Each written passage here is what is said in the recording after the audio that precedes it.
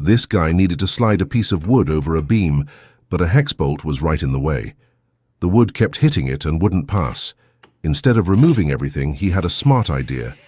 He ground the bolt head flat, cut a cross into it, and used a Phillips bit to drive it all the way in. Result, the wood slid through easily, no effort at all. A simple, clever, and highly effective solution.